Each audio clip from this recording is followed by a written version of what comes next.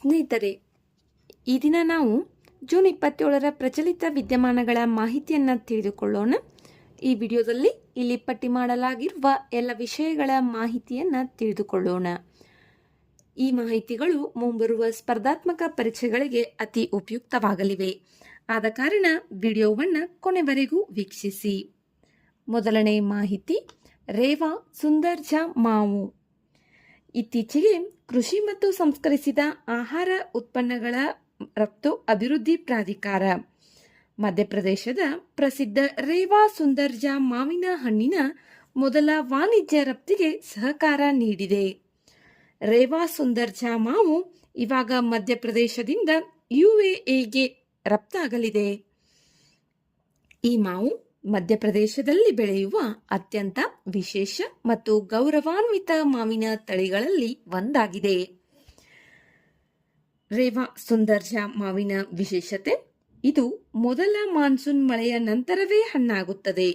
ಈ ವಿಶಿಷ್ಟ ಗುಣದಿಂದ ಇದು ರೈತರು ಮತ್ತು ಗ್ರಾಹಕರಲ್ಲಿ ಹೆಚ್ಚಿನ ಜನಪ್ರಿಯತೆಯನ್ನ ಪಡೆದುಕೊಂಡಿದೆ. ಈ ಮಾವಿಗೆ GI ಟ್ಯಾಗ್ ದೊರೆತಿದೆಯೇ? ಹೌದು, 2023ರಲ್ಲಿ ಈ ಮಾವಿನ ತಳಿಗೆ GI ಟ್ಯಾಗ್ ನೀಡಲಾಗಿದೆ. ಇದರ ವಿಶಿಷ್ಟತೆಗಳು ಏನು? ಇದರ ಹಳದಿ ಬಣ್ಣದ ತಿರುಳು ನಾರು ರಹಿತವಾಗಿದ್ದು ಮೃದುವಾದ ಮತ್ತು ಕೆನೆಭರಿತ ರುಚಿಯನ್ನ ನೀಡುತ್ತದೆ. ವೆನಿಲ್ಲಾದಂತಹ ವಿಶಿಷ್ಟ ಸುವಾಸನೆ ಇದರ ರುಚಿಯನ್ನು ಮತ್ತಷ್ಟು ಹೆಚ್ಚಿಸುತ್ತದೆ. ಇದು ಸಮತೋಲಿತ ಸಕ್ಕರೆ ಮತ್ತು ಆಮ್ಲದ ಪ್ರಮಾಣ ಹೊಂದಿದ್ದು ವಿಶಿಷ್ಟ ಸಿಹಿ ರುಚಿಗೆ ಕಾರಣವಾಗಿದೆ. ದಪ್ಪ ಸಿಪ್ಪೆಯನ್ನ ಹೊಂದಿರುವುದರಿಂದ ಇದು ಹೆಚ್ಚು ಕಾಲ ಉಳಿಯುವ ಸಾಮರ್ಥ್ಯವನ್ನ ಹೊಂದಿದ್ದು ದೂರದ ಸಾಗಣೆಗೆ ಸೂಕ್ತವಾಗಿದೆ.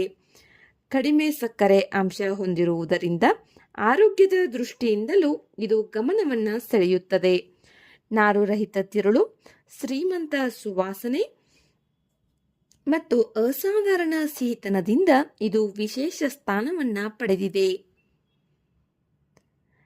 APEDA ಬಗ್ಗೆ ಮಾಹಿತಿಯನ್ನ ತಿಳಿದುಕೊಳ್ಳೋಣ.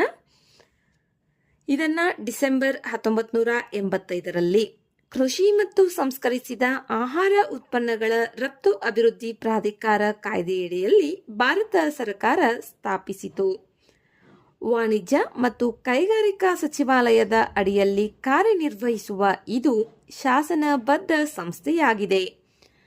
ಈ ಪಾಯಿಂಟ್ ನೆನ್ಪಿಟ್ಕೊಳ್ಳಿ. ಒಂದಷ್ಟು ಸಚಿವಾಲಯಗಳನ್ನು ಕೊಟ್ಟು ಒಂದಷ್ಟು ಸಂಸ್ಥೆಗಳನ್ನು ಕೊಟ್ಟು ಇದು ಯಾವ ರೀತಿಯ ಸಂಸ್ಥೆ ಎಂದು ಕೇಳುವ ಚಾನ್ಸಸ್ ಜಾಸ್ತಿ ಇರುತ್ತೆ. ಇದು ಶಾಸನಬದ್ಧ ಸಂಸ್ಥೆಯಾಗಿದೆ. ಇದರ ಮುಖ್ಯ ಉದ್ದೇಶ ಕೃಷಿ ಮತ್ತು ಸಂಸ್ಕರಿಸಿದ ಉತ್ಪನ್ನಗಳ ರಫ್ತನ್ನು ಅಭಿವೃದ್ಧಿಪಡಿಸುವುದು ಮತ್ತು ಉದ್ದೇಶಿಸುವುದು. ಈ ಸಂಸ್ಥೆಯ ಅಧ್ಯಕ್ಷರನ್ನ ಕೇಂದ್ರ ಸರ್ಕಾರವು ನೇಮಿಸುತ್ತದೆ. ಇದರ ಪ್ರಧಾನ ಕಚೇರಿ ನವದೆಹಲಿಯಲ್ಲಿದೆ. ನೆಕ್ಸ್ಟ್, ಕಾರ್ಪೊರೇಟ್ ಮಿತ್ರ ಯೋಜನೆ. ಈ ಯೋಜನೆಯನ್ನು 2026-27ರ ಕೇಂದ್ರ ಬಜೆಟ್ನಲ್ಲಿ ಘೋಷಿಸಲಾಗಿದೆ. ಭಾರತದ ಸೂಕ್ಷ್ಮ, ಸಣ್ಣ ಮತ್ತು ಮಧ್ಯಮ ಉದ್ಯಮಗಳಿಗೆ ಸುಲಭ ಮತ್ತು ಕೈಗೆಟುಕುವ ವೃತ್ತಿಪರ ಸೇವೆಗಳನ್ನು ಒದಗಿಸುವುದು ಇದರ ಉದ್ದೇಶವಾಗಿದೆ. ಈ ಯೋಜನೆಯಡಿ ತರಬೇತಿ ಪಡೆದ ಮತ್ತು ಪ್ರಮಾಣೀಕೃತ ಕಾರ್ಪೊರೇಟ್ ಮಿತ್ರರು MSMEಗಳಿಗೆ ಸಹಾಯ ಮಾಡಲಿದ್ದಾರೆ. ಇವರು GST, ಲೆಕ್ಕಪತ್ರ ನಿರ್ವಹಣೆ, ಹಣಕಾಸು ಮಾರ್ಗದರ್ಶನ, ವೆಚ್ಚ ಲೆಕ್ಕಪತ್ರ, ನಿಯಂತ್ರಕ ಅನುಸರಣೆ ಮತ್ತು ಕಂಪನಿ ಕಾರ್ಯದರ್ಶಿ ಸೇವೆಗಳಂತಹ ಕ್ಷೇತ್ರಗಳಲ್ಲಿ ನೆರವನ್ನ ನೀಡುತ್ತಾರೆ. ಇದರಿಂದ MSMEಗಳು ಆಡಳಿತಾತ್ಮಕ ಸಮಸ್ಯೆಗಳನ್ನು ಕಡಿಮೆ ಮಾಡಿ ತಮ್ಮ ಬೆಳವಣಿಗೆ ಮತ್ತು ನಾವೀನ್ಯತೆಯ ಮೇಲೆ ಹೆಚ್ಚು ಗಮನವನ್ನು ಹರಿಸಬಹುದು. ಕಾರ್ಪೊರೇಟ್ ಮಿತ್ರರ ಕಾರ್ಯಕ್ಷೇತ್ರ. ಈ ಯೋಜನೆಯಡಿ ಕಾರ್ಪೊರೇಟ್ ಮಿತ್ರರು ಮುಖ್ಯವಾಗಿ ಶ್ರೇಣಿ 2 ಮತ್ತು ಶ್ರೇಣಿ 3 ನಗರಗಳಲ್ಲಿ ಕಾರ್ಯನಿರ್ವಹಿಸಲಿದ್ದಾರೆ. ಇದರ ಮೂಲಕ ದೊಡ್ಡ ನಗರಗಳ ಹೊರತಾಗಿಯೂ ಸಣ್ಣ ಉದ್ಯಮಿಗಳಿಗೆ ಸೇವೆಗಳು ತಲುಪುವಂತೆ ಮಾಡಲಾಗುತ್ತದೆ. ಈ ಯೋಜನೆಯ ಅನುಷ್ಠಾನ ಸಂಸ್ಥೆಗಳು ಯಾವುವು? 3 ಸಂಸ್ಥೆಗಳಿವೆ. 1 ಭಾರತೀಯ ಚಾರ್ಟರ್ಡ್ ಅಕೌಂಟೆಂಟ್ಸ್ ಸಂಸ್ಥೆ, 2 ಭಾರತೀಯ ಕಂಪನಿ ಕಾರ್ಯದರ್ಶಿಗಳ ಸಂಸ್ಥೆ ಮತ್ತು ಭಾರತೀಯ ವೆಚ್ಚ ಲೆಕ್ಕಪತ್ರ ಸಂಸ್ಥೆ. ಈ 3 ಸಂಸ್ಥೆಗಳು ಈ ಯೋಜನೆಯ ಅನುಷ್ಠಾನವನ್ನು ಮಾಡುತ್ತವೆ. ಇದರ ತರಬೇತಿ ಹೇಗೆ ಮತ್ತು ಈತನ್ನ ಸೇರಿಕೊಳ್ಳಲು ಅರ್ಹತೆ ಏನು ಎಂಬುದನ್ನು ತಿಳಿದುಕೊಳ್ಳೋಣ. ಇದರ ಗರಿಷ್ಠ ವಯಸ್ಸು 30 ವರ್ಷ.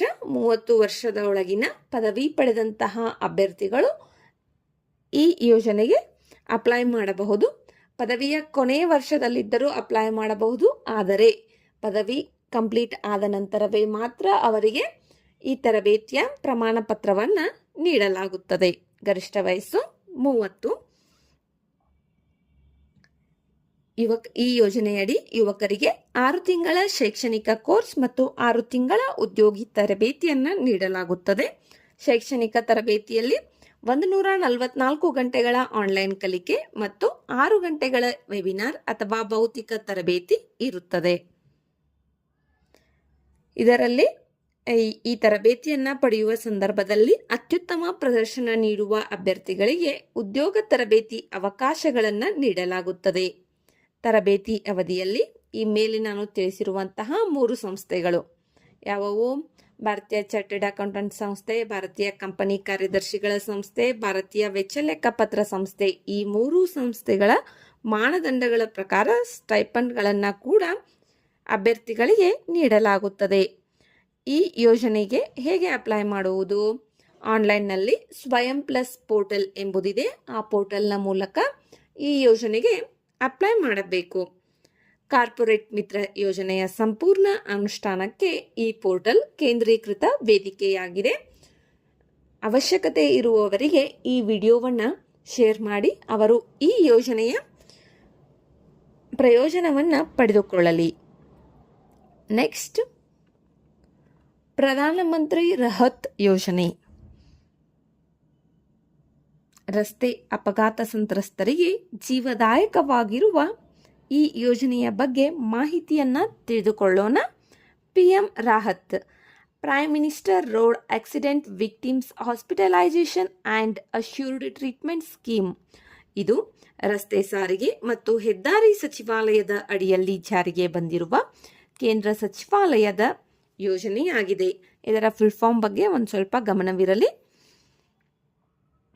ಈ ಯೋಜನೆಯಡಿ ಯಾವುದೇ ವರ್ಗದ ರಸ್ತೆಯಲ್ಲಿ ಅಪಘಾತಕ್ಕೊಳಗಾದ ಅರ್ಹ ವ್ಯಕ್ತಿಗೆ ಅಪಘಾತದ ದಿನಾಂಕದಿಂದ 7 ದಿನಗಳವರೆಗೆ ಗರಿಷ್ಠ 1.5 ಲಕ್ಷ ರೂಪಾಯಿಯವರೆಗೆ ನಗದು ರಹಿತ ಚಿಕಿತ್ಸೆ ದೊರೆಯುತ್ತದೆ.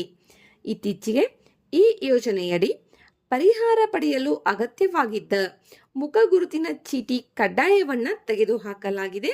ಆದ್ದರಿಂದ ಇದು ಸುದ್ದಿಯಲ್ಲಿದೆ. ಅದನ್ನು ನಮ್ಮ ದಕ್ಷಿಣ ಕನ್ನಡ ಜಿಲ್ಲಾ ಆರೋಗ್ಯ ಮತ್ತು ಕುಟುಂಬ ಕಲ್ಯಾಣ ಅಧಿಕಾರಿಗಳು ಇತ್ತೀಚೆಗೆ ತಿಳಿಸಿದ್ದಾರೆ. ನೋಡಿ, ಇದು ಕರ್ನಾಟಕದಲ್ಲಿ ಒಂದು ಹೆಚ್ಚುವರಿ ಮಾಹಿತಿಯಾಗಿದೆ. ಇದು ಸೆಂಟ್ರಲ್ ಸ್ಕೀಮ್ ಆಗಿದ್ದರೂ ಕೂಡ ನಮ್ಮ ಕರ್ನಾಟಕದಲ್ಲಿ ಗುರುತಿನ ಚೀಟಿ ಕಡ್ಡಾಯ ಇರಬೇಕೆಂಬುದನ್ನು ತೆಗೆದುಹಾಕಲಾಗಿದೆ. ಆದ ಕಾರಣ ಇದು ಸುದ್ದಿಯಲ್ಲಿದೆ. ಈ ಯೋಜನೆಯ ಪ್ರಮುಖ ಅಂಶಗಳು ಏನು ಎಂಬುದನ್ನು ಇವಾಗ ತಿಳಿದುಕೊಳ್ಳೋಣ. ಅಪಘಾತ ಸಂಭವಿಸಿದ ತಕ್ಷಣ ಗೊತ್ತುಪಡಿಸಿದ ಆಸ್ಪತ್ರೆಗಳಲ್ಲಿ ಸಂತ್ರಸ್ತರಿಗೆ ತುರ್ತು ಸ್ಥಿರೀಕರಣ ಚಿಕಿತ್ಸೆಯನ್ನು ನೀಡಲಾಗುತ್ತದೆ. ಜೀವಕ್ಕೆ ಅಪಾಯವಿಲ್ಲದ ಪ್ರಕರಣಗಳಲ್ಲಿ 24 ಗಂಟೆಗಳವರೆಗೆ, ಜೀವಕ್ಕೆ ಅಪಾಯಕಾರಿ ಇರುವ ಪ್ರಕರಣಗಳಲ್ಲಿ 48 ಗಂಟೆಗಳವರೆಗೆ ಚಿಕಿತ್ಸೆಯನ್ನು ಒದಗಿಸಲಾಗುತ್ತದೆ. ಈ ಯೋಜನೆಯ ಅನುಷ್ಠಾನವು 2 ಪ್ರಮುಖ ಡಿಜಿಟಲ್ ವ್ಯವಸ್ಥೆಗಳ ಮೂಲಕ ನಡೆಯುತ್ತದೆ. ಮೊದಲನೆಯದು electronic detailed accident report, EDAR. ಇದನ್ನು ಪೊಲೀಸ್ ಅಧಿಕಾರಿಗಳು ಅಪಘಾತ ವರದಿ ಮಾಡಲು ಬಳಸುತ್ತಾರೆ. ಎರಡನೆಯದು NHAನ TMS 2.0 ಟ್ರಾನ್ಸಾಕ್ಷನ್ ಮ್ಯಾನೇಜ್ಮೆಂಟ್ ಸಿಸ್ಟಮ್. ಇದರ ಮೂಲಕ ಆಸ್ಪತ್ರೆ ಚಿಕಿತ್ಸೆ, ಕ್ಲೇಮ್ ಸಲ್ಲಿಕೆ ಮತ್ತು ಪಾವತಿ ಪ್ರಕ್ರಿಯೆ ನಡೆಯುತ್ತದೆ. ಚಿಕಿತ್ಸೆ ಆರಂಭಿಸುವ ಮೂಲಕ ಪೊಲೀಸ್ ದೃಢೀಕರಣವನ್ನು ಡಿಜಿಟಲ್ ಮೂಲಕ ಆರಂಭಿಸಲಾಗುತ್ತದೆ. ಹಾಗೆಯೇ ಈ ಯೋಜನೆಯು 112 ತುರ್ತು ಪ್ರತಿಕ್ರಿಯಾ ವ್ಯವಸ್ಥೆ ಜೊತೆ ಸಂಪರ್ಕ ಹೊಂದಿದ್ದು ಅಪಘಾತ ಸಂತ್ರಸ್ತರು ಅಥವಾ ಸಾರ್ವಜನಿಕರು ಹತ್ತಿರದ ಗೊತ್ತುಪಡಿಸಿದ ಆಸ್ಪತ್ರೆಗೆ ಮಾಹಿತಿ ಪಡೆಯಲು ಮತ್ತು ಆಂಬ್ಯುಲೆನ್ಸ್ ಸಹಾಯ ಮಾಡಲು ಈ 112 ಸಹಾಯಕವಾಗಲಿದೆ. ಆಸ್ಪತ್ರೆಗಳಿಗೆ ಹಣ ಮರುಪಾವತಿಯನ್ನು ಮೋಟಾರು ವಾಹನ ಅಪಘಾತ ನಿಧಿ ಮೂಲಕ ಮಾಡಲಾಗುತ್ತದೆ. ವಿಮೆ ಹೊಂದಿರುವ ವಾಹನಗಳ ಪ್ರಕರಣಗಳಲ್ಲಿ ಸಾಮಾನ್ಯ ವಿಮಾ ಕಂಪನಿಗಳ ಕೊಡುಗೆಗಳಿಂದ, ವಿಮೆ ಇಲ್ಲದ ಮತ್ತು ಹಿಟ್ ಆ್ಯಂಡ್ ರನ್ ಪ್ರಕರಣಗಳಲ್ಲಿ ಸರ್ಕಾರದ ಬಜೆಟ್ ಮೂಲಕ ಪಾವತಿಯನ್ನ ಮಾಡಲಾಗುತ್ತದೆ. ನೆಕ್ಸ್ಟ್, ಅಸ್ಪೈರ್ ಯೋಜನೆ. ಗ್ರಾಮೀಣ ಭಾರತದಲ್ಲಿ ಉದ್ಯಮಶೀಲತೆಯನ್ನು ಉತ್ತೇಜಿಸಿ ಯುವಕರಿಗೆ ಉದ್ಯೋಗ ಸೃಷ್ಟಿಸುವ ಉದ್ದೇಶದಿಂದ 2015ರಲ್ಲಿ ಅಸ್ಪೈರ್ ಯೋಜನೆಯನ್ನ ಆರಂಭಿಸಲಾಯಿತು. ASPIRE, a scheme for promotion of innovation, rural industries and entrepreneurship. Full form important. ಈ ಯೋಜನೆಯು ವಿಶೇಷವಾಗಿ ಕೃಷಿ ಆಧಾರಿತ ಮತ್ತು ಗ್ರಾಮೀಣ ಉದ್ಯಮಗಳಿಗೆ ಉತ್ತೇಜನವನ್ನ ನೀಡುತ್ತದೆ. ಇದರ ನೋಡಲ್ ಸಚಿವಾಲಯ ಸೂಕ್ಷ್ಮ, ಸಣ್ಣ ಮತ್ತು ಮಧ್ಯಮ ಉದ್ಯಮಗಳ ಸಚಿವಾಲಯ, MSME ಮಿನಿಸ್ಟರಿ ಇದರ ನೋಡಲ್ ಸಚಿವಾಲಯವಾಗಿದೆ. ಇದನ್ನ ಯಾವಾಗ ಆರಂಭಿಸಲಾಯಿತು? 2015ರಲ್ಲಿ ಆರಂಭಿಸಲಾಯಿತು. ಈ ಯೋಜನೆಯ ವೈಶಿಷ್ಟ್ಯಗಳು ಏನು? ಈ ಯೋಜನೆಗಳ ಅಡಿ ಉದ್ಯಮಿಗಳಿಗೆ ತರಬೇತಿ, ಇನ್ಕ್ಯುಬೇಷನ್ ಸೌಲಭ್ಯ, ತಾಂತ್ರಿಕ ನೆರವು, ಮಾರ್ಗದರ್ಶನ, ಹಣಕಾಸಿನ ಬೆಂಬಲವನ್ನು ನೀಡಲಾಗುತ್ತದೆ. ಗ್ರಾಮೀಣ ಮತ್ತು ಸೇವೆ ವಂಚಿತ ಪ್ರದೇಶಗಳಲ್ಲಿ ಸ್ಥಾಪನೆಗೆ ಒತ್ತು ನೀಡಲಾಗುತ್ತದೆ.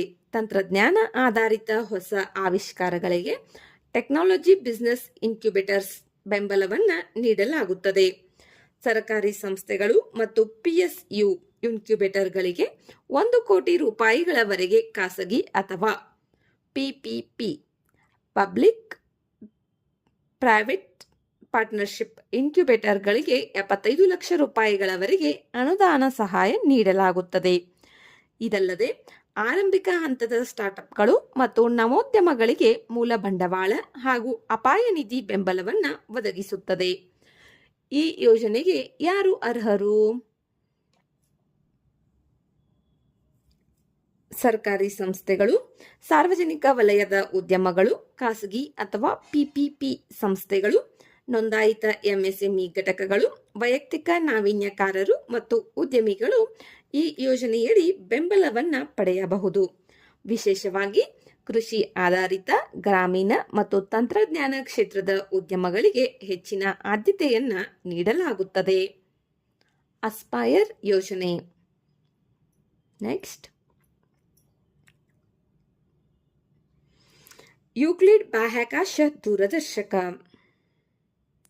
ಯುರೋಪಿಯನ್ ಬಾಹ್ಯಾಕಾಶ ಸಂಸ್ಥೆ ESA 2023ಯಲ್ಲಿ ಉಡಾವಣೆ ಮಾಡಿದ ಯೂಕ್ಲಿಡ್ ಬಾಹ್ಯಾಕಾಶ ದೂರದರ್ಶಕ ಇತ್ತೀಚೆಗೆ ಕ್ಷೀರಪಥ ನಕ್ಷತ್ರ ಪುಂಜದ ಅತ್ಯಂತ ಕಿಕ್ಕಿರಿದ ಭಾಗದ ಅದ್ಭುತ ಚಿತ್ರವನ್ನ ಸೆರೆ ಹಿಡಿದಿದೆ.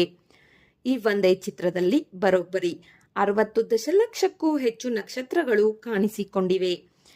1.2 ಮೀಟರ್ ದೂರದರ್ಶಕ ಹೊಂದಿರುವ ಯೂಕ್ಲಿಡ್ನ ಪ್ರಮುಖ ಉದ್ದೇಶ ನಮ್ಮ ವಿಶ್ವದ ಬೃಹತ್ ರಚನೆಗಳನ್ನು ನಕ್ಷೆ ಮಾಡುವುದು. ವಿಶೇಷವಾಗಿ ಡಾರ್ಕ್ ಮ್ಯಾಟರ್ ಮತ್ತು ಡಾರ್ಕ್ ಎನರ್ಜಿ ಬಗ್ಗೆ ಅಧ್ಯಯನ ನಡೆಸಲು ಇದನ್ನು ವಿನ್ಯಾಸಗೊಳಿಸಲಾಗಿದೆ. ಇದು ಸುಮಾರು 10 ಶತಕೋಟಿ ಬೆಳಕಿನ ವರ್ಷಗಳ ದೂರದಲ್ಲಿರುವ ಕೋಟ್ಯಾಂತರ ಗ್ಯಾಲಕ್ಸಿಗಳನ್ನು ವೀಕ್ಷಿಸಿ ಬ್ರಹ್ಮಾಂಡವು ಹೇಗೆ ವಿಸ್ತರಿಸಿತು ಮತ್ತು ಗ್ಯಾಲಕ್ಸಿಗಳು ಹೇಗೆ ರೂಪುಗೊಂಡವು ಎಂಬುದನ್ನು ತಿಳಿಯಲು ಸಹಾಯ ಮಾಡಲಿದೆ. ಇದರ 2 ಪ್ರಮುಖ ವೈಜ್ಞಾನಿಕ ಉಪಕರಣಗಳು ವಿಸಿಬಲ್ ಇಮೇಜರ್ ಅಥವಾ VIS ಮತ್ತು ಇನ್ನೊಂದು ನಿಯರ್ ಇನ್ಫ್ರಾರೆಡ್ ಸ್ಪೆಕ್ಟ್ರೋಮೀಟರ್ ಮತ್ತು ಫೋಟೋಮೀಟರ್. ಇವುಗಳ ಬಗ್ಗೆ ತಿಳಿದುಕೊಳ್ಳೋಣ. ವಿಸಿಬಲ್ ಇಮೇಜರ್ ಇದು ಗ್ಯಾಲಕ್ಸಿಗಳ ಅತ್ಯಂತ ಸ್ಪಷ್ಟ ಚಿತ್ರಗಳನ್ನು ಸೆರೆ ಹಿಡಿಯುತ್ತದೆ ಮತ್ತು ಗುರುತ್ವಾಕರ್ಷಣೆಯ ಮಸೂರ ಪರಿಣಾಮದಿಂದ ಉಂಟಾಗುವ ಸಣ್ಣ ಬದಲಾವಣೆಗಳನ್ನು ಪತ್ತೆ ಹಚ್ಚುತ್ತದೆ. ನಿಯರ್ ಇನ್ಫ್ರಾರೆಡ್ ಸ್ಪೆಕ್ಟ್ರೋಮೀಟರ್ ಮತ್ತು ಫೋಟೋಮೀಟರ್ ಇದು ಗ್ಯಾಲಕ್ಸಿಗಳು ಎಷ್ಟು ವೇಗವಾಗಿ ದೂರ ಸರಿಯುತ್ತಿವೆ ಎಂಬುದನ್ನು ಅಳೆಯುತ್ತದೆ. ಹೀಗೆ ಯೂಕ್ಲಿಡ್ ನಮ್ಮ ಬ್ರಹ್ಮಾಂಡದ ರಹಸ್ಯಗಳನ್ನು ಬಿಚ್ಚಿಡುವ ಮಹತ್ವದ ಬಾಹ್ಯಾಕಾಶ ಯೋಜನೆಯಾಗಿದೆ. ನೆಕ್ಸ್ಟ್, ರಾಷ್ಟ್ರೀಯ ಯುದ್ಧ ಸ್ಮಾರಕ. ಆಪರೇಷನ್ ಸಿಂಧೂರ್ ಸಮಯದಲ್ಲಿ ಹುತಾತ್ಮರಾದ 6 ಯೋಧರ ಹೆಸರುಗಳನ್ನು ಇತ್ತೀಚೆಗೆ ರಾಷ್ಟ್ರೀಯ ಯುದ್ಧ ಸ್ಮಾರಕ ಗೋಡೆಯಲ್ಲಿ ಸೇರಿಸಿ ಗೌರವವನ್ನ ಸಲ್ಲಿಸಲಾಗಿದೆ. ನಿಮಗೆ ಪ್ರಶ್ನೆ, ಆಪರೇಷನ್ ಸಿಂಧೂರ್ ಯಾವಾಗ ನಡೆಯಿತು? ಕಮೆಂಟ್ ಬಾಕ್ಸ್ನಲ್ಲಿ ತಿಳಿಸಿ. ನವದೆಹಲಿಯಲ್ಲಿರುವ ಈ ಸ್ಮಾರಕವನ್ನ ಜನವರಿ 2019ರಲ್ಲಿ ಸ್ಥಾಪಿಸಲಾಯಿತು. ಇದನ್ನ ರಾಷ್ಟ್ರೀಯ ಸಮರ ಸ್ಮಾರಕ ಎಂದು ಕೂಡ ಕರೆಯಲಾಗುತ್ತದೆ. ಸ್ವಾತಂತ್ರ್ಯದ ನಂತರ ದೇಶಕ್ಕಾಗಿ ಪ್ರಾಣ ತ್ಯಾಗ ಮಾಡಿದ ಭಾರತೀಯ ಸೈನಿಕರ ತ್ಯಾಗವನ್ನ ಸ್ಮರಿಸುವ ಉದ್ದೇಶ ಈ ಸ್ಮಾರಕದ್ದಾಗಿದೆ. ಈ ಸ್ಮಾರಕದ ಮುಖ್ಯ ವಿನ್ಯಾಸ 4 ಚಕ್ರಗಳನ್ನು ಹೊಂದಿದೆ. ಅಮರ ಚಕ್ರ, ವೀರಚಕ್ರ, ತ್ಯಾಗ ಚಕ್ರ ಮತ್ತು ರಕ್ಷಕ ಚಕ್ರ. ಪ್ರತಿಯೊಂದು ಸಶಸ್ತ್ರ ಪಡೆಗಳ ವಿಭಿನ್ನ ಮೌಲ್ಯಗಳನ್ನು ಈ ಚಕ್ರಗಳು ಸೂಚಿಸುತ್ತವೆ. ಅಮರ ಚಕ್ರದಲ್ಲಿ ಶಾಶ್ವತ ಜ್ವಾಲೆ ಮತ್ತು 15.5 ಮೀಟರ್ ಎತ್ತರದ ಒಬೆಲಿಸ್ಕ್ ಇದೆ. ವೀರಚಕ್ರದಲ್ಲಿ ಯುದ್ಧದ ದೃಶ್ಯಗಳನ್ನು ತೋರಿಸುವ 6 ಕಂಚಿನ ಭಿತ್ತಿ ಚಿತ್ರಗಳಿವೆ. ತ್ಯಾಗ ಚಕ್ರದಲ್ಲಿ ಹುತಾತ್ಮ ಸೈನಿಕರ ಹೆಸರುಗಳನ್ನು ಕೆತ್ತಲಾಗಿದೆ. ರಕ್ಷಕ ಚಕ್ರವು 600ಕ್ಕೂ ಹೆಚ್ಚು ಮರಗಳಿಂದ ಸುತ್ತುವರೆದಿದ್ದು ದೇಶವನ್ನು ರಕ್ಷಿಸುವ ಸೈನಿಕರನ್ನ ಪ್ರತಿನಿಧಿಸುತ್ತದೆ. ಇದಲ್ಲದೆ 21 ಪರಮವೀರ ಚಕ್ರ ಪ್ರಶಸ್ತಿ ಪುರಸ್ಕೃತರಿಗೆ ವಿಶೇಷ ಗೌರವ ಸ್ಥಳವನ್ನು ಇಲ್ಲಿ ನಿರ್ಮಿಸಲಾಗಿದೆ. ರಾಷ್ಟ್ರೀಯ ಯುದ್ಧ ಸ್ಮಾರಕ ಇದನ್ನು ಜನವರಿ 2019ರಲ್ಲಿ ಸ್ಥಾಪನೆ ಮಾಡಲಾಗಿದೆ. ನೆಕ್ಸ್ಟ್, ಬ್ರ್ಯಾಕಿಬ್ಯಾಕ್ಟೀರಿಯಂ ನೇತಾಜಿ. ಇತ್ತೀಚೆಗೆ ಹುಗ್ಲಿ ನದಿಯಲ್ಲಿ ಕಂಡುಬಂದಂತಹ ಹೊಸ ಜಾತಿಯ ಬ್ಯಾಕ್ಟೀರಿಯಾದ ಹೆಸರು ಇದಾಗಿದೆ. ಹುಗ್ಲಿ ನದಿ ಗಂಗಾ ನದಿಯ ಉಪನದಿಯಾಗಿದೆ. ಇದನ್ನು ಪಶ್ಚಿಮ ಬಂಗಾಳದ ಪ್ರದೇಶದಲ್ಲಿ ಕಂಡುಹಿಡಿಯಲಾಗಿದೆ. ಇದರ ವಿಶೇಷತೆ, ಇದು ವಿಷಕಾರಿ ರಾಸಾಯನಿಕಗಳನ್ನು ಒಡೆಯುವ ಸಾಮರ್ಥ್ಯವನ್ನ ಹೊಂದಿದೆ. ಇದು ಕೈಗಾರಿಕಾ ಮಾಲಿನ್ಯಕಾರಕವಾದ ಪಿ ನೈಟ್ರೋಪೆನಾಲ್ ಅನ್ನ ವಿಘಟಿಸಬಲ್ಲದು. ಅಷ್ಟೇ ಅಲ್ಲದೆ ಆರ್ಸೆನಿಕ್, ಕ್ಯಾಡ್ಮಿಯಂ, ಸೀಸ ಮತ್ತು ಪಾದರಸದಂತಹ ಭಾರಲೋಹಗಳ ಮಾಲಿನ್ಯದಲ್ಲೂ ಇದು ಬದುಕಬಲ್ಲದು. ಇದು ಹ್ಯಾಲೋಟಾಲರೆಂಟ್ ಆಗಿದ್ದು ಸುಮಾರು 9% ಉಪ್ಪಿನ ಪ್ರಮಾಣ ಇರುವ ಪರಿಸರದಲ್ಲೂ ಬದುಕುಳಿಯಬಲ್ಲದು. ಇದರ ಜೀನೋಮ್ನಲ್ಲಿ ವಿಶೇಷ ಜೀನ್ಗಳು ಕಂಡುಬಂದಿದ್ದು ಇವು ಕೈಗಾರಿಕಾ ಬಳಕೆಯ ಕಿಣ್ವಗಳು ಮತ್ತು ಆಕ್ಟೋಯಿನ್ ಎಂಬ ರಕ್ಷಣಾತ್ಮಕ ಸಂಯುಕ್ತಗಳನ್ನು ಉತ್ಪಾದಿಸಲು ಸಹಾಯ ಮಾಡುತ್ತವೆ. ಭವಿಷ್ಯದಲ್ಲಿ ಪರಿಸರ ಮಾಲಿನ್ಯ ನಿಯಂತ್ರಣ ಮತ್ತು ಜೈವಿಕ ತಂತ್ರಜ್ಞಾನ ಕ್ಷೇತ್ರದಲ್ಲಿ ಈ ಬ್ಯಾಕ್ಟೀರಿಯಾ ಮಹತ್ವದ ಪಾತ್ರವನ್ನು ವಹಿಸಬಹುದು. Next, Seychelles. ಇತ್ತೀಚೆಗೆ ಭಾರತದ ಪ್ರಧಾನಮಂತ್ರಿಗಳು ಈ ಸಿಶೆಲ್ಸ್ಗೆ ಭೇಟಿಯನ್ನು ನೀಡಿದ್ದರು. ಆದ ಕಾರಣ ಇದು ಸುದ್ದಿಯಲ್ಲಿದೆ. ಭಾರತದ ಸಾಗರ ಸಂಬಂಧಗಳಲ್ಲಿ ಮಹತ್ವದ ಸ್ಥಾನ ಹೊಂದಿರುವ ಸಿಶೆಲ್ಸ್ ಪಶ್ಚಿಮ ಹಿಂದೂ ಮಹಾಸಾಗರದಲ್ಲಿರುವ ಸುಂದರ ದ್ವೀಪ ರಾಷ್ಟ್ರವಾಗಿದೆ. ಸಿಶೆಲ್ಸ್ ಮಡಗಾಸ್ಕರ್ನ ಈಶಾನ್ಯ ಭಾಗದಲ್ಲಿ ಹಾಗೂ ಆಫ್ರಿಕಾದ ಮುಖ್ಯ ಭೂಭಾಗದ ಪೂರ್ವಕ್ಕೆ ಇದೆ. ಇದು ಒಟ್ಟು 115 ದ್ವೀಪ ಸಮೂಹಗಳನ್ನು ಒಳಗೊಂಡಿದೆ. ಆದರೆ ಅವುಗಳಲ್ಲಿ ಕೇವಲ ಕೆಲವು ದ್ವೀಪಗಳಲ್ಲಿ ಮಾತ್ರ ಶಾಶ್ವತ ವಾಸಸ್ಥಳಗಳಿವೆ. ಅಂದರೆ 8 ದ್ವೀಪಗಳಲ್ಲಿ ಮಾತ್ರ ಶಾಶ್ವತ ವಾಸಸ್ಥಳಗಳಿವೆ. ಇದರ ರಾಜಧಾನಿ ವಿಕ್ಟೋರಿಯಾ. ಇಲ್ಲಿನ ಹವಾಮಾನವು ಉಷ್ಣವಲಯದ ಸಾಗರ ಹವಾಮಾನವಾಗಿದ್ದು ವರ್ಷಪೂರ್ತಿ ತಾಪಮಾನದಲ್ಲಿ ಹೆಚ್ಚಿನ ಬದಲಾವಣೆ ಇರುವುದಿಲ್ಲ. ಸಿಶೆಲ್ಸ್ 2 ಪ್ರಮುಖ ದ್ವೀಪ ಗುಂಪುಗಳಿಂದ ಕೂಡಿದೆ.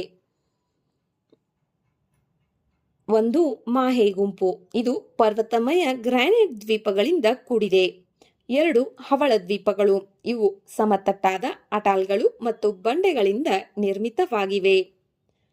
ಸಿಶೆಲ್ಸ್ನ ಅತಿ ಎತ್ತರದ ಸ್ಥಳ ಮೋರ್ನೆ ಸಿಶೆಲಿಯೋಯಿಸ್ ಅಲ್ಲಿರುವ ಅಲ್ಡಾಬ್ರಾ ಅಟಾಲ್. ಇದು ಯುನೆಸ್ಕೋ ವಿಶ್ವ ಪಾರಂಪರಿಕ ತಾಣವಾಗಿದೆ. ನೆಕ್ಸ್ಟ್, ಲೋನಾರ್ ಸರೋವರ. ಎಲ್ಲರಿಗೂ ಗೊತ್ತು ಇದರ ಬಗ್ಗೆ, ಆದರೆ ಒಂದಿಷ್ಟು ಮಾಹಿತಿಯನ್ನು ತಿಳಿದುಕೊಳ್ಳೋಣ. ಇದು ಮಹಾರಾಷ್ಟ್ರದ ಬುಲ್ದಾನಾ ಜಿಲ್ಲೆಯಲ್ಲಿದೆ. ಇದು ಭಾರತದ ನಿಗೂಢ ಸರೋವರವಾಗಿದೆ. ವಿಶ್ವದ ಅಪರೂಪದ ಭೌಗೋಳಿಕ ಅದ್ಭುತಗಳಲ್ಲಿ ಇದು ಒಂದಾಗಿದೆ. ಇದು ಸುಮಾರು 1.6 ಕಿಲೋಮೀಟರ್ಗಿಂತ ಕಡಿಮೆ ವ್ಯಾಸದ ವೃತ್ತಾಕಾರದ ಕುಳಿ ಸರೋವರವಾಗಿದೆ. ಆರಂಭದಲ್ಲಿ ಇದು ಜ್ವಾಲಾಮುಖಿ ಚಟುವಟಿಕೆಯಿಂದ ನಿರ್ಮಾಣವಾಗಿದೆ ಎಂದು ಕೆಲವರು ಭಾವಿಸಿದ್ದರು. ಆದರೆ ಅಧ್ಯಯನಗಳ ಪ್ರಕಾರ ಸುಮಾರು 50,000 ವರ್ಷಗಳ ಹಿಂದೆ ಉಲ್ಕಾಶಿಲೆಯ ಡಿಕ್ಕಿಯಿಂದ ಇದು ಉಂಟಾಗಿದೆ. ಲೂನಾರ್ ಸರೋವರವು ವಿಶೇಷವಾಗಿದೆ ಏಕೆಂದರೆ ಇದು ಬಸಾಲ್ಟ್ ಬಂಡೆಯಲ್ಲಿ ಇರುವ ವಿಶ್ವದ ಏಕೈಕ ತಿಳಿದಿರುವ ಘರ್ಷಣಾ ಕುಳಿ ಸರೋವರವಾಗಿದೆ. ಇದರ ನೀರು ಸಮುದ್ರ ನೀರಿಗಿಂತ ಸುಮಾರು 7 ಪಟ್ಟು ಹೆಚ್ಚು ಲವಣಯುಕ್ತವಾಗಿದೆ. ಸರೋವರದ ಸುತ್ತಲೂ ಅನೇಕ ಬುಗ್ಗೆಗಳು ನೀರನ್ನು ಪೂರೈಸುತ್ತವೆ. ಇಲ್ಲಿನ ಮತ್ತೊಂದು ವಿಶೇಷತೆ ಸರೋವರದ ಬಣ್ಣ. ಋತುಮಾನ ಮತ್ತು ನೀರಿನ ಪರಿಸ್ಥಿತಿಗಳ ಆಧಾರದ ಮೇಲೆ ಇದು ಹಸಿರು ಬಣ್ಣದಿಂದ ಗುಲಾಬಿ ಬಣ್ಣಕ್ಕೆ ಬದಲಾಗುತ್ತದೆ. ಇದಕ್ಕೆ ಕಾರಣ ಸರೋವರದ ಲವಣಯುಕ್ತ ಕ್ಷಾರೀಯ ಪರಿಸರದಲ್ಲಿ ಬೆಳೆಯುವ ಸೂಕ್ಷ್ಮ ಜೀವಿಗಳಾಗಿವೆ. ಲೂನಾರ್ ಸರೋವರವು ಪುರಾಣಗಳು ಹಾಗೂ ಐತಿಹಾಸಿಕ ಗ್ರಂಥಗಳಲ್ಲಿಯೂ ಉಲ್ಲೇಖವಿದೆ. ಸ್ನೇಹಿತರೆ, ಈ ದಿನ ನಾವು ಸಮುದ್ರದ ಮಡಿಲಿನಲ್ಲಿರುವ ಸಿಶೆಲ್ಸ್ ದ್ವೀಪದ ಸೌಂದರ್ಯ, ಇನ್ನೊಂದು ಕಡೆ ಭೂಮಿಯ ಮೇಲೆ ಬಿದ್ದ ಉಲ್ಕೆಯ ನೆನಪನ್ನ ಉಳಿಸಿಕೊಂಡಿರುವ ಲೂನಾರ್ ಸರೋವರ ಹಾಗೂ ಭಾರತದಿಂದ ರಫ್ತಾಗುತ್ತಿರುವ ಮಾವು, ಹೀಗೆ ಬಾಹ್ಯಾಕಾಶ ತಂತ್ರಜ್ಞಾನ ಮತ್ತು ಒಂದಷ್ಟು ಕೇಂದ್ರ ಸರ್ಕಾರದ ಮಹತ್ವದ ಯೋಜನೆಗಳು, ಇವುಗಳೆಲ್ಲದರ ಬಗ್ಗೆ ಈ ವಿಡಿಯೋದಲ್ಲಿ ಮಾಹಿತಿಯನ್ನು ತಿಳಿದುಕೊಂಡಿದ್ದೇವೆ. ಈ ಮಾಹಿತಿ ನಿಮಗೆ ಉಪಯುಕ್ತವಾಗಿದೆ ಎನಿಸಿದರೆ ವಿಡಿಯೋಗೆ ಲೈಕ್ ಮಾಡಿ. ಮತ್ತಷ್ಟು ಮಾಹಿತಿಗಾಗಿ ನಮ್ಮ ಚಾನೆಲ್ನಲ್ಲಿರುವ ವಿಡಿಯೋಗಳನ್ನು ವೀಕ್ಷಿಸಿ. ಈ ವಿಡಿಯೋವನ್ನು ನಿಮ್ಮ ಸ್ನೇಹಿತರೊಂದಿಗೆ ಹಂಚಿಕೊಳ್ಳಿ. ಅದೇ ರೀತಿ ನಮ್ಮ ಚಾನಲನ್ನು ಸಬ್ಸ್ಕ್ರೈಬ್ ಮಾಡಿಕೊಳ್ಳಿ.